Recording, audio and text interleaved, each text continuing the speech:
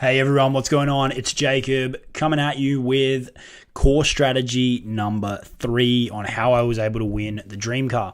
So in this video, we're transitioning from free strategies over to paid strategies. Now, this is in particular focusing on AdWords and Bing. So we're obviously talking about search PPC or pay-per-click traffic. We're looking to target people searching on these search engines for particular terms. How I want to approach this aspect of the training is I want to talk through kind of 8 key steps for success, and then we're actually going to jump in and walk through building a campaign together. This, again, relates to ClickFunnels, but also any other affiliate programs out there that you find that you want to promote, right? So again, I want to keep reinforcing. Obviously, you're interested in winning the dream car. That's amazing. Use these strategies, but don't narrow your thinking to the point that you ignore all the other opportunities that are out there. So just keep that in mind. Okay, so jumping into this, there's 2 ways that you can run AdWords and Bing campaigns as an affiliate. The first is what's called direct linking, as you can see here. And the second is what I'm going to call indirect linking, which will make sense in a moment. Direct linking, and I'm going to give you examples of both of these so you know what I'm talking about. Direct linking is quite simply where someone searches for a term. They might search for ClickFunnels trial, for example. You can see up here. I'm going to show you an example in a moment. ClickFunnels trial, they see an ad. That ad has an affiliate link sitting behind it. So if they click that ad, they're going to be taken directly to an affiliate link. That's going to be a sales page where they're then going to make a purchasing decision. So they're either going to buy or they're going to leave. The benefit here is that there's no resistance between someone searching for something and them finding the sales page. There's no affiliate intervention between the two, right? So they go there, they see the sales page. That sales page is your affiliate link. They're getting tagged with cookies. They're going to make a purchasing decision. If they leave and don't buy, but later do through a company link and they've got your cookies, you're still going to get the commission. So we're tagging people instantly with cookies. However, the direct linking is naturally going to be a lot more competitive for this reason. On Google, you can only have one ad per URL. So if there's multiple people out there wanting to run ads for this URL, they're going to be bidding against each other, and it means that the cost is going to keep increasing. Okay, so keep that in mind. Direct linking is a lot more competitive. The other thing that I need to warn you about with direct linking is ClickFunnels allows it. It's in their terms and conditions for the affiliates. It's silent on it rather. So you're allowed to go and do it until they tell you not to. If you are going and trying to apply these strategies to other affiliate programs, you need to check the affiliate terms that they don't tell you that you can't bid on their trademark terms. So for example, some companies won't let you include their company name in the keywords that you're going to bid on. So keep that in mind. You have to check the keyword, the affiliate terms before you go and start running ads for them. Otherwise, a couple of things will happen. You might start making money, and then they're going to find out, and they're going to go, "Sorry, we're not going to pay you." Or you don't make money, but you waste a ton of money on ads, and then they ban you anyway, right? So it's critical that you check if they actually allow this direct linking strategy.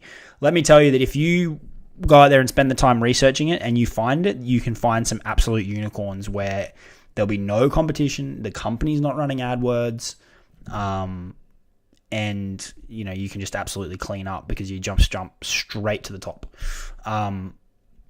Be prepared, however, for a scenario where their affiliate agreement might be silent on it, and they may not really have thought about it. But you then come in and you start running ads and you start crushing it as an affiliate. And I'm telling you this because this has happened to me. You start crushing it as an affiliate, and then they will go, "How are you running traffic?" And if you tell them that you're running AdWords, 9 times out of 10, they're going to go, "Sorry, we're not paying you." And they're just going to go and change their affiliate terms. So you need to, the way that you get around this is start very slowly until you actually get paid. So if you find a winner, don't go and scale it to $100 a day straight away, because, let's say it takes you a month to get paid, you burn $3,000 in ads, maybe you make $10,000 in commissions, but you get to the end of the month and they go, we're not going to pay you. So if you do find opportunities for direct linking where, the affiliate agreement might be silent on it, please start slowly and scale once you're actually getting paid, right? And even then I would be conservative, because companies can change their affiliate terms at any point. I've had about 3 or 4 companies change their terms purely off the back of me starting to run ads where they hadn't previously taken advantage of it. So there's definitely an opportunity there. You've just got to be really, really careful. And the reason you've got to be careful is because it's like finding a pile of cash on the ground, right? There's a company that's got traffic, they've got products, their sales pages are converting. All you got to do is put a link in an ad and you can start crushing it. So it's hard work. You got to do the research and you've got to be careful. But if you find them, it's like finding a unicorn. That's why I call it a unicorn. So that's direct linking. That's how that works. The next option is, I guess the opposite. It's called indirect. I call it indirect linking. It's basically where instead of running traffic from a search, so for example, this down here is an example of indirect linking. Let's open this one up. Hopefully that was nobody's ad that's going through that course. I apologize for the few dollars you just had to spend. So as you can see here, they've set up their own funnel to promote ClickFunnels. Now, what's going to happen here, I would imagine, is if we click on this, let's just see what happens. So that button takes you over to their affiliate link. So these guys aren't actually capturing emails. It's still a nice looking page, but they aren't actually capturing emails, so they're not going to be able to follow up with people later. So let's talk about this indirect linking a little bit more. The structure is search term to an ad, and then it goes to a funnel. You can either have an opt-in or not. So the example we just showed, there wasn't an opt-in. What they could have done is click here to claim your free 14-day trial. They click it, and then people have to enter their email. But it is another step that people have to go through. So you've got to think about kind of diluting your broader audience, right? The more steps and the more resistance in the purchasing process, the less people that are actually going to end up on your affiliate link making a purchasing decision. So that's what happens is it can then go to a bridge page where maybe you want to introduce yourself, or you can then just go straight to the affiliate link. They make a purchasing decision. And then if you've had them opt in, you can actually follow up with email. So my recommendation would be if you want to run AdWords, right, these are your 2 options, or Bing, these are your 2 options. Test out both, find what works. But if you are going to run indirect linking, I would recommend that you try and build a list with it, because you're investing in the traffic. You've already got the kind of resistance there of your own funnel. You've lost the benefit of sending them directly to an affiliate link. So I think you should try and build up that asset. But you can also try and split test this too. So you could run 2 different pages, one where it's an opt-in and one where it clicks straight through to the affiliate link. Test it out, see what works best, see what gets you your best return on investment. So they're the 2 strategies. We will walk through how to build out a AdWords ad once I've walked through these 8 steps. So make sure you stick around. The next thing you need to understand is keyword types, right? So if I'm just a consumer and I come along, I'm just typing in, I want a trial of ClickFunnels. They're not thinking about anything other than what they're just typing in. But us as the advertisers, we have to be very careful, because like we were talking about in strategies 1 and 2, there's an infinite possibility of what people can search for. Stuff gets really, really weird and wonderful. And if our keywords aren't structured up right, then we can burn a lot of money, particularly for competitive products with a lot of search volume. You can absolutely get crushed in the space of an hour if you aren't careful. So keep that in mind. The 3 types of keywords that you need to be aware of, in my opinion, broad match, phrase match, and exact match. And those are denoted by a plus, quotation marks, and square brackets. So what are each of these? Let's start with the broad match.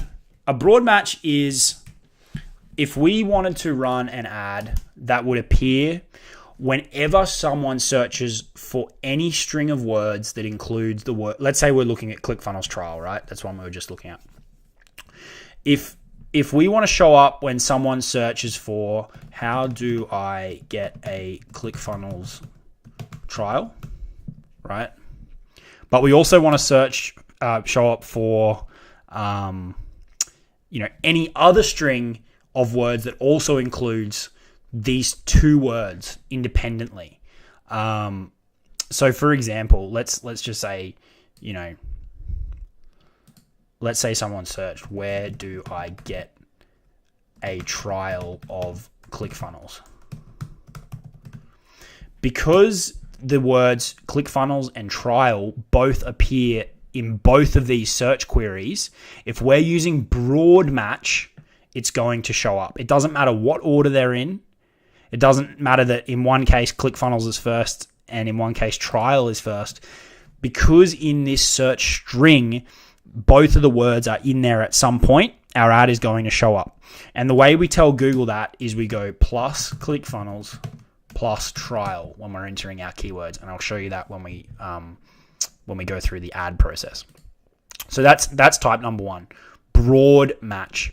So if you were to run an ad with broad match ClickFunnels trial, any search term that has those two words in it, in any order, your ad will show up.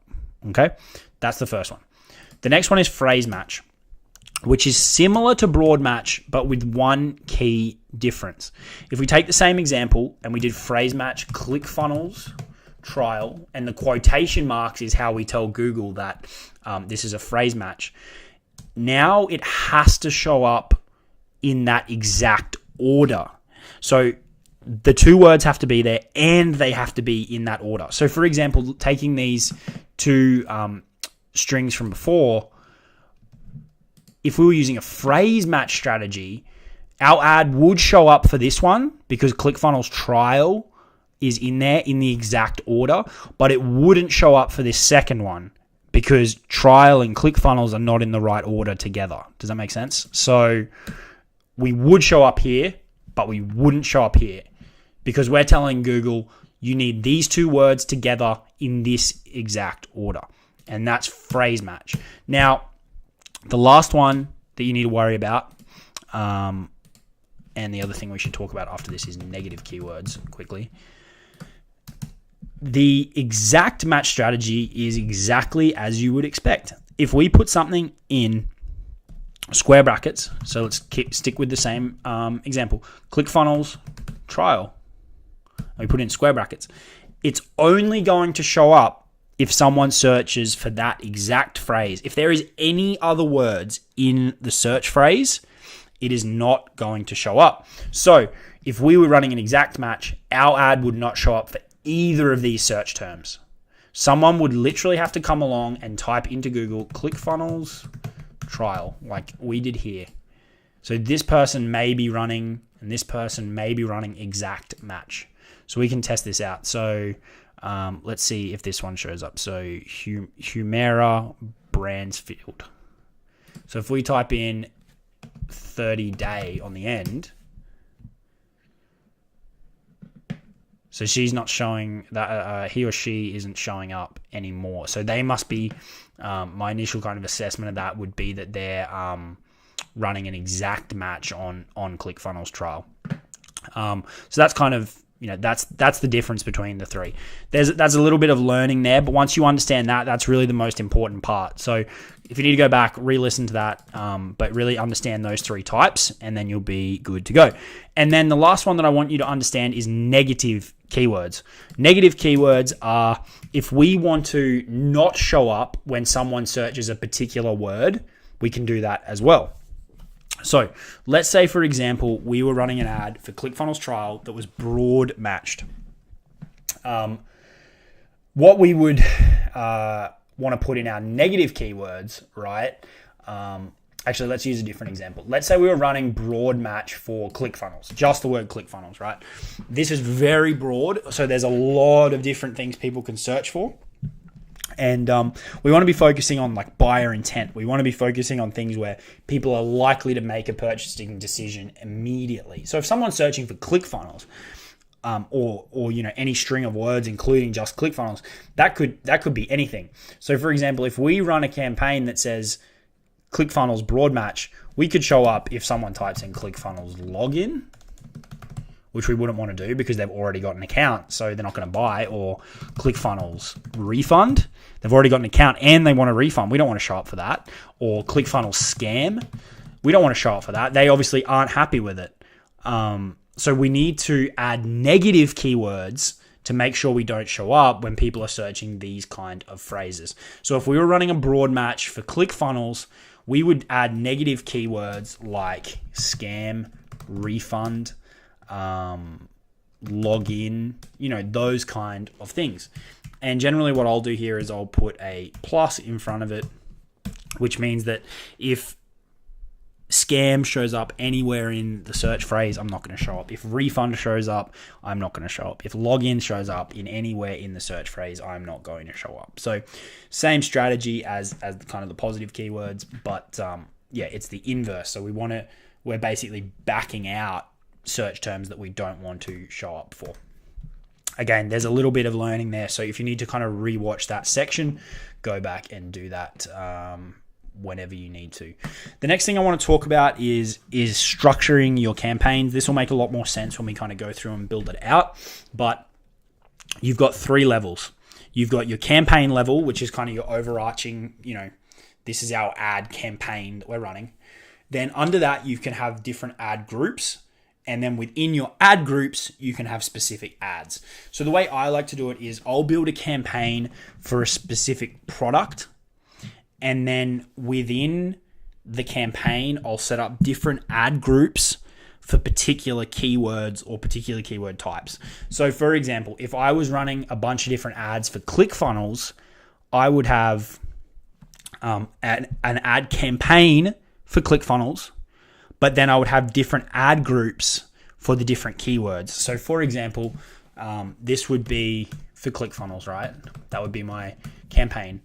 And then I would have different ad groups for the keywords. So I might have an ad group for, broad match ClickFunnels trial, broad match ClickFunnels pricing, broad match ClickFunnels review, something like that, right? So each of these would be individual ad groups. And then within each of those, we can have individual ads. So they're all going to have their own ads. And the benefit of this, we're going to cover when we get down to ad creation in the next point, but it means we can tailor specific ads to that ad group. So our ads would specifically call out ClickFunnels trial. So it's highly relevant to the search term.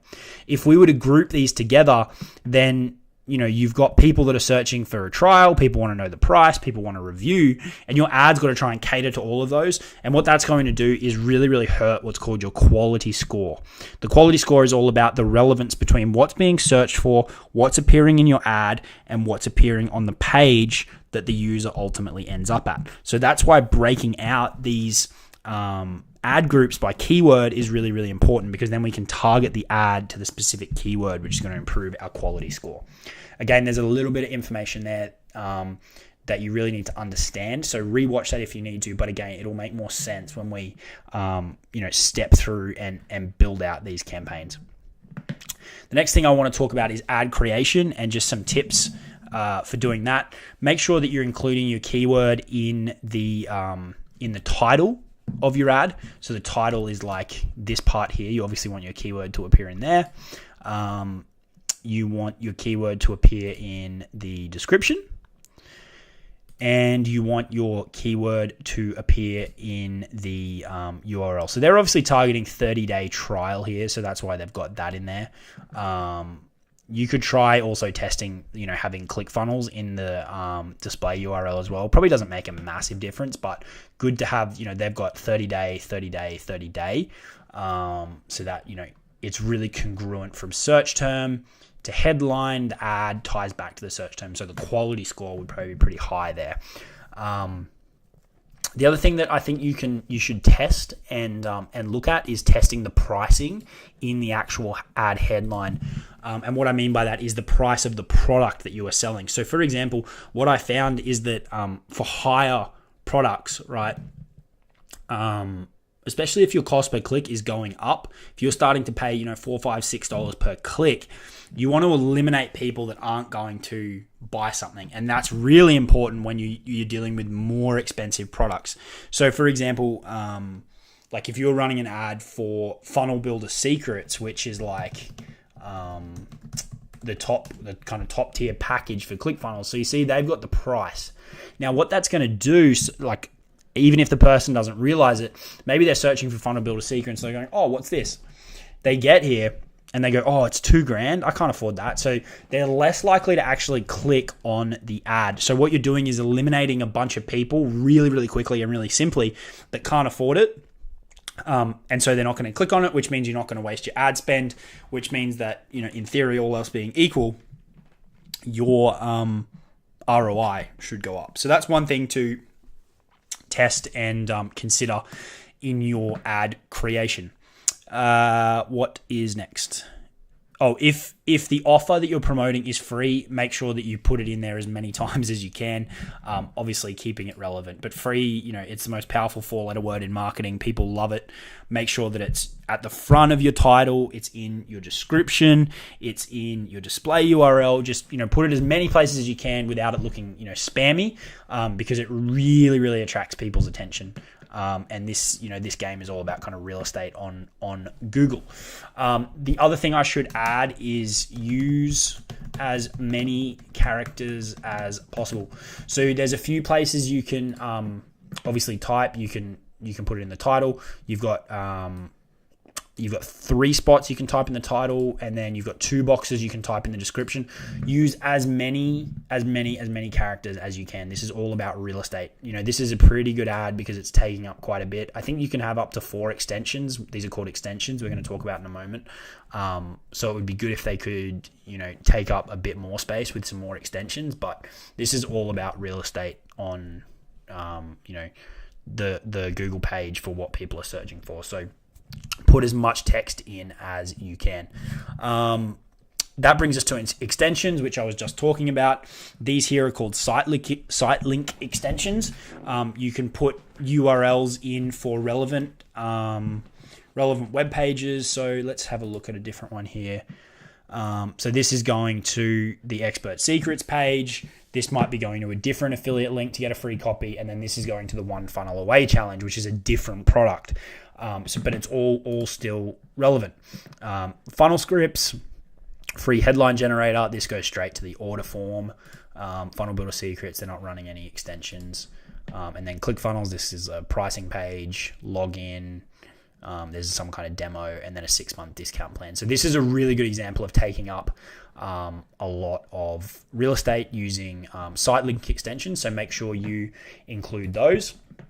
And then call out extensions are, let me find you an example. So these, so this ad here, for example, this part would be would likely be the description, maybe this part as well.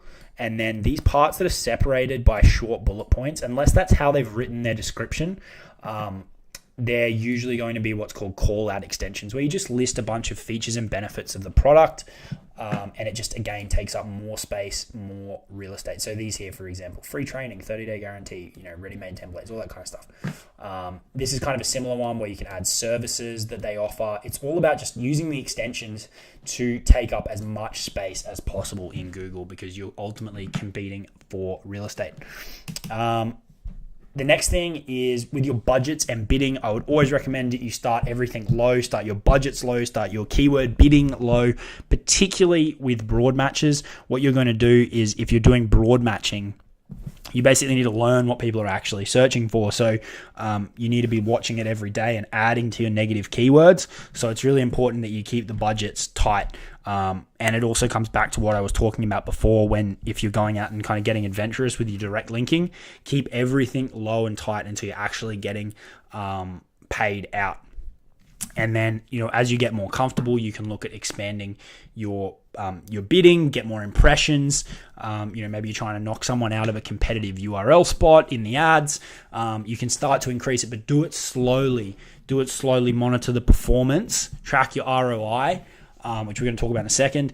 And that's the best way to kind of grow it. This isn't about making $1 million in a week. This is about building a sustainable business. So do everything kind of methodically, follow the processes that I've spoken about in this training, and you will be fine. The last one is optimization. A couple of points that I wanted to talk about here.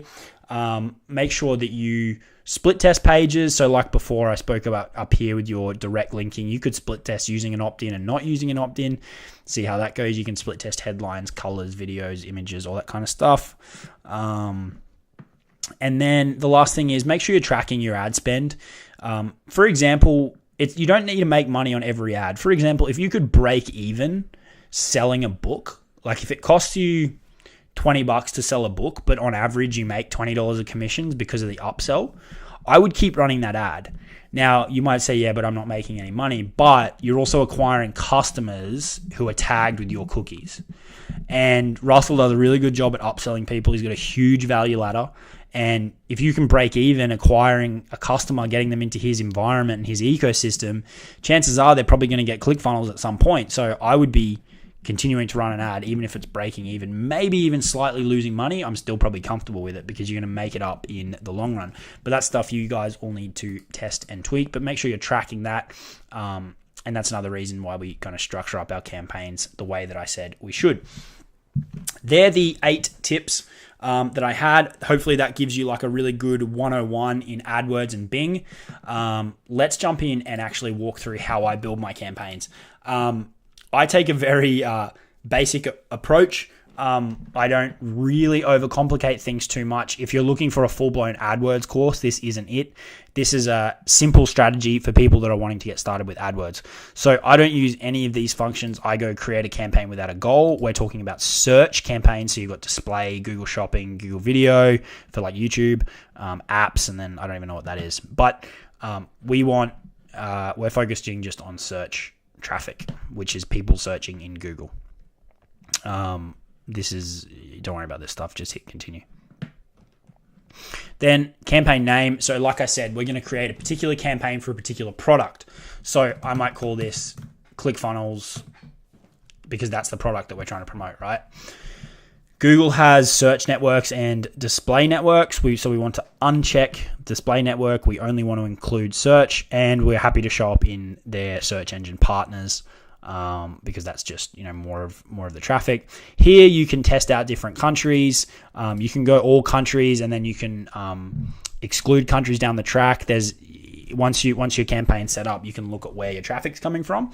And let's say you've got a particular country that's costing you like 15 times more, and it will happen than other countries. You can then exclude them, or you can start narrow and try and broaden. You could start with the United States and then look to add Australia, New Zealand, Canada, United Kingdom, countries in Europe, whatever.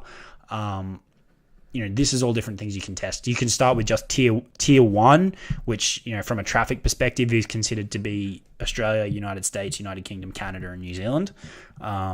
But, test and tweak all of these things, but you can, really geo-target. Make sure your language is set to whatever's relevant for you, probably English, but maybe not. Make sure you, don't put a budget of more than you're comfortable spending, because while you're learning, you can muck things up and you can blow your budget pretty quickly. So start with a low budget. That's what you put in there. That's a daily budget, daily. Down here, you can do accelerated or standard. I always just do standard. And then this is all different like conversion types and stuff. Bidding types. So you can bid to focus on certain things. Again, I really simplify this. I want to be in control of my bidding. So I always go manual cost per click, and I take off this enhanced thing. This means that I'm in control of how much I'm bidding per click, right? So I would always select manual and uncheck that. That means I'm purely in control. I wouldn't worry too much about these. We can set these up once we're in the ad. This is where we set up your extensions. Actually, we can go through and do this now. So you see you've got, some of them are going to get disapproved. You can see a few of the things, like I've run some ads for Builderall in the past, helping my sister with her cleaning business. I've done Samcart, and look, things are going to get disapproved. Google can be very particular. Just be careful with how much stuff gets disapproved. So add a site link extension, you just go add new. This is what we were talking about before with these. These are site link extensions where they go to a different URL. So you're just going to put your text in, you put your main headline, which is this, which is the thing that's actually going to be clicked. Then you've got 2 lines of description. So you put 25 characters, 35 characters, 35 characters, and then you put the URL in. And that's pretty much it. Call out extensions are what we spoke about before, just where you're basically listing the features, right? So we probably need to go through and actually put this data in so that we can go and create an ad. So if we just go $10, manual cost per click, save and continue. Ooh, well, I've already got a campaign. ClickFunnels test. Save and continue.